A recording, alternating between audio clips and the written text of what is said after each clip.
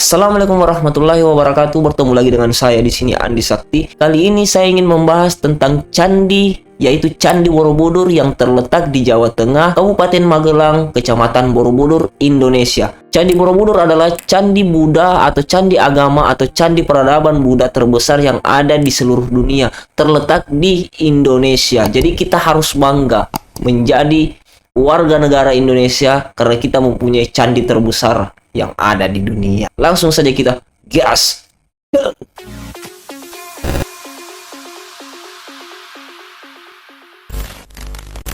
Candi Borobudur merupakan tempat bersejarah yang terletak di Indonesia.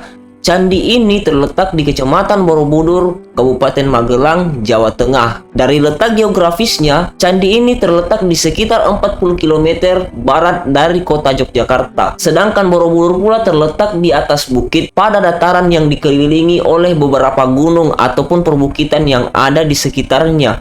Contohnya yaitu Gunung Sindoro dan Sumbing di bagian barat, serta Merbabu dan Merapi di sebelah timur. Dan di bagian sebelah utaranya terdapat bukit yang bernama Bukit Tidar. Lalu di bagian selatan terdapat jajaran perbukitan yang bernama Menoreh. Dan adapun di sekitarnya pertemuan antara dua sungai yang bernama Sungai Progo dan Sungai Elo.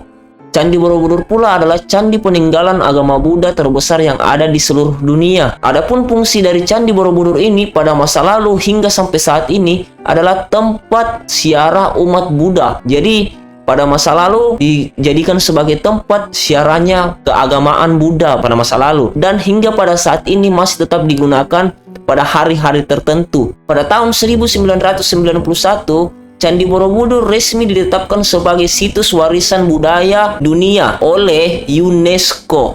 Yang dengan kata lain, UNESCO adalah organisasi pendidikan, ilmu pengetahuan, dan kebudayaan. Menariknya dari Candi Borobudur ini adalah melalui proses pembuatannya, Candi Borobudur sendiri merupakan keajaiban dari sisi ilmiah. Dikarenakan Candi Borobudur disusun menggunakan teknik penguncian ataupun interlock, semacam disusun itu dari benda-benda kecil, dari bahan-bahan kecil, sehingga membuat sesuatu yang lebih besar kayak begitu. Seperti bahan-bahan kayak korek ini ditumpuk sehingga menjadi besar.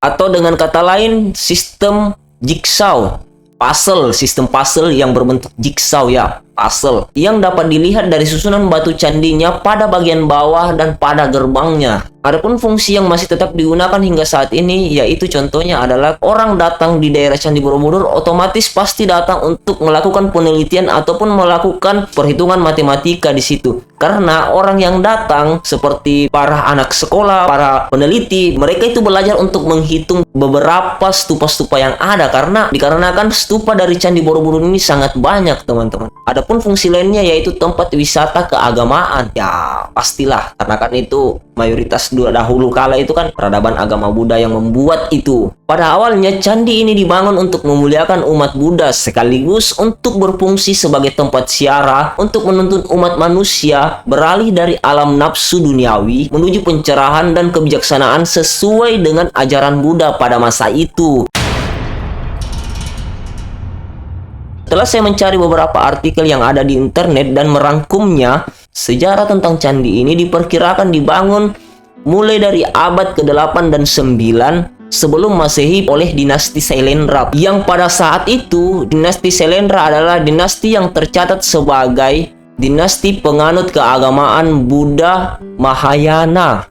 Adapun arti dari nama Borobudur itu dikutip dari seorang gubernur jenderal yang bernama Thomas Stanford Raffles, yang pada saat itu menjadikannya menjadi dua kata, yaitu Bore dan Budur, dan menyempurnakannya menjadi Borobudur. Bore yang artinya agung, sedangkan Budur yang artinya Buddha atau agama Buddha. Menyangkut pautkan antara Budur dan Buddha, sehingga ketika digabung menjadi Buddha yang agung atau Buddha agung. Selain dari Thomas Stanford Raffles, ada pula dari sastrawan asal Jawa yang bernama RMNG Purbajaraka. Purbajaraka mengartikan Boro itu adalah biara, karena ada nama daerah juga yang sama dengan nama Boro, yaitu Boro Kidul di bagian Jawa juga. Adapun beberapa pakar banyak berteori tentang nama dari Borobudur tersebut.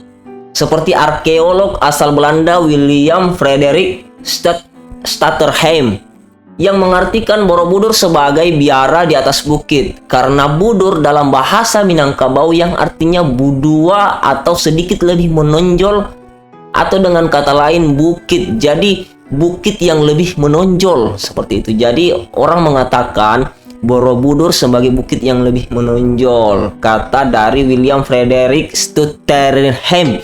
Susah nyebutnya. Sedangkan J.L. Mons mengatakan Borobudur yang artinya itu daerah Jawa, yang dalam bahasa India Selatan yaitu Barabudur, yang bisa diartikan dari bahasa India tersebut Barabudur yaitu kota Buddha. Candi Borobudur diperkirakan terkubur selama bertahun-tahun lamanya oleh tanah, sehingga pada masa itu orang banyak tidak terlalu cenderung untuk mencari tahu tentang keberadaan Candi Borobudur. Hingga pada akhirnya pada masa setelah perang Inggris dan Belanda dalam memperebutkan Pulau Jawa di kepemerintahan Inggris atau Britania, Candi Borobudur ditemukan kembali pada tahun 1814 oleh Thomas Stamford Raffles tadi, yang menjabat sebagai gubernur jenderal di Pulau Jawa pada saat itu, yang dikala itu memiliki minat ataupun memiliki ambisi untuk mencari tentang sejarah-sejarah yang ada di Pulau Jawa. Sehingga pada saat itu juga si Thomas Stamford Raffles ini membuat catatan tentang sejarah-sejarah yang ada di tanah Jawa. Hingga pada akhirnya Thomas Stamford Raffles ini bertemu dengan warga-warga yang ada di sekitar, lalu mempertanyakan sejarah apa saja yang ada di sini. Hingga beberapa warga mengatakan ada candi ataupun ada bangunan jauh di hutan sana yang berdekatan langsung dari desa Bumi Segoro. Ini desa yang berdekatan Candi Borobudur tersebut. Dikarenakan Thomas Stamford Raffles sibuk dengan pekerjaannya sebagai gubernur jenderal di Kepulauan Jawa atau di Pulau Jawa, akhirnya dia tidak pergi untuk mencari keberadaan tempat tersebut ataupun candi tersebut, dan dia berinisiatif untuk menyuruh salah satu atau menyuruh suruhannya yang bernama H.C. Cornelius bersama dengan 200 pasukan-pasukannya untuk mencari keberadaan candi tersebut di tengah hutan. Mencari beberapa lama, akhirnya H.C. Cornelius beserta bawahannya menemukan candi tersebut dalam keadaan tertimbun oleh tanah, dan akhirnya dia membersihkan, tetapi belum juga mau rampung, mau selesai. H.C. Cornelius ini takut untuk melanjutkan pekerjaannya dikarenakan lokasi tersebut itu rawan longsor. Akhirnya H.C. Cornelius kembali kepada Thomas Stamford Raffles ini untuk memberikan laporan-laporan ataupun sketsa hasil gambaran tentang candi ini atau tentang bangunan ini kepada Thomas Stamford Raffles ini. Setelah beberapa tahun berlalu, pekerjaan Cornelius atau H.C. Cornelius ini digantikan oleh seorang bernama Hartman, seorang pejabat pemerintah Hindia Belanda yang meneruskan kerja Cornelius, dan pada 1835 setelah mengerjakannya beberapa lama, akhirnya sedikit demi sedikit pekerjaannya dia selesaikan. Jadi dari Cornelius tadi ini menyelesaikan beberapa, dan dari Hartman lagi menyelesaikan beberapa. Tetapi dari Hartman ini dia tidak memilih untuk melaporkannya kepada pemerintah Hindia Belanda pada saat itu. Dia berambisi atau memilih untuk mau mendapatkannya sendiri, atau mau yang artinya dia mempunyai minat sendiri untuk sejarah tersebut. Dikarenakan tidak ada laporan yang diberikan oleh Hartman tadi, akhirnya pemerintah Hindia Belanda kembali menyuruh orang untuk tetap melakukan penelitian di daerah tersebut. Pemerintah Hindia Belanda pun menugaskan seseorang yang bernama F.C. Wilson, seorang insinyur pejabat Belanda bidang teknik pada saat itu, yang dengan cepat dan akuratnya melakukan pekerjaannya seperti mempelajari candi atau bangunan ini dan menggambarkan ratusan sketsa-sketsa yang ada ataupun relief yang ada, sketsa relief yang ada. Belum puas dari hasil F.C. Wilson tadi, pemerintah Hindia Belanda pun kembali menyuruh J.F.G. Brumun untuk melakukan penelitian lebih terperinci. Lalu dirampungkannya lah pada tahun 1859, dan pemerintah pada waktu itu berencana menerbitkan artikel berdasarkan penelitian Brumun yang dilengkapi dengan sketsa-sketsa yang dibuat tadi oleh Wilson tadi. Tapi lagi dan lagi J.F.G. Brumun ini menolak untuk tetap bekerja sama. Tak mau pekerjaannya ini putus di tengah jalan. pemerintah Hindia Belanda kembali menugaskan ilmuwan lain yang bernama Silimens, lalu menggabungkan penelitian berdasarkan sumber dari Burtmund dan Wilson tadi, dan mengambil foto pertama pada tahun 1873 pada waktu itu oleh seorang fotografer sejarawan yang bernama Isidore van Kinsbergen. Setelah beberapa lama penelitian selesai, Borobudur telah menjadi sumber cenderamata dan pendapatan bagi pencuri, penjara candi, dan kolektor pemburu artefak pada masa itu. Kepala arca Buddha pada Candi Borobudur ini adalah bagian yang paling banyak dicuri pada waktu itu. Dikarenakan seluruh arca Buddha yang ada di sana itu semua berat-berat, hingga pada akhirnya banyak orang-orang yang tidak bertanggung jawab ini hanya sengaja menjungkirkan dan menjatuhkan arca Buddha tadi agar kepalanya terpenggal. Makanya dari dulu hingga sekarang Candi Borobudur itu banyak diketemukan arca Buddha yang tak berkepala ataupun tak berbadan, jadi kepalanya doang, tak ada badan. Pada tahun 1885 Borobudur kembali menarik perhatian ketika Yesetman, Ketua Masyarakat Arkeologi Yogyakarta, menemukan kaki yang tersembunyi. Penemuan ini mendorong minat pemerintah Hindia Belanda kembali untuk mengambil langkah untuk menjaga kelestarian candi ini.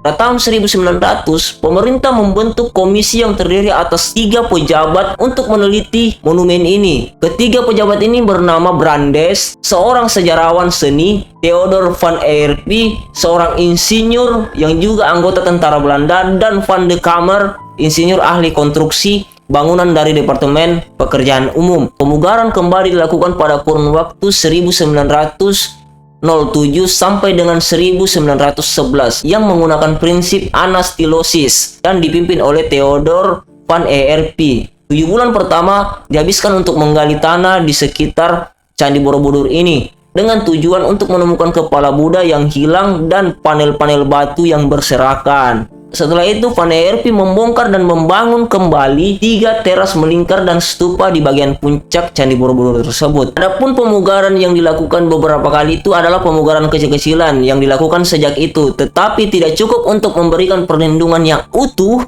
Pada akhirnya pada tahun 1960-an, pemerintah Indonesia telah mengajukan permintaan kepada masyarakat internasional untuk pemugaran besar-besaran pada Candi Borobudur ini. Demi melindungi candi ini, pada tahun 1973, kala itu rencana induk untuk memulihkan Borobudur pun dibuat. Pemerintah Indonesia pun dan UNESCO mengambil langkah untuk perbaikan menyeluruh untuk candi ini dalam suatu proyek besar antara tahun 1975 sampai dengan 1982. Setelah dilakukannya renovasi yang sangat besar ini, UNESCO memasukkan Borobudur ke dalam situs warisan dunia pada tahun 1991.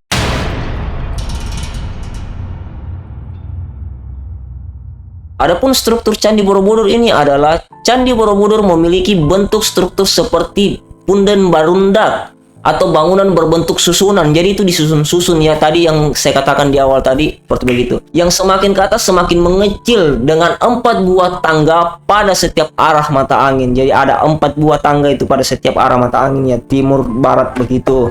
Arti dari Candi Borobudur ini pula melambangkan alam semesta di dalam ajaran agama Buddha dan terbagi menjadi 3 tingkat, yaitu Kamandatu, Rupa Batu, dan Arupa Datu. Candi Borobudur ini mempunyai corak atau relief yang banyak. Seperti yang saya lihat dari beberapa artikel, Candi Borobudur dihiasi dengan 2672 panel relief berupa naratif, dekoratif, serta dengan 504 arca Buddha. Jadi ada beberapa arca Buddha itu 504, banyak ya. Dari sudut pandang inilah Candi Borobudur ditetapkan sebagai candi Buddha terbesar yang ada di seluruh dunia.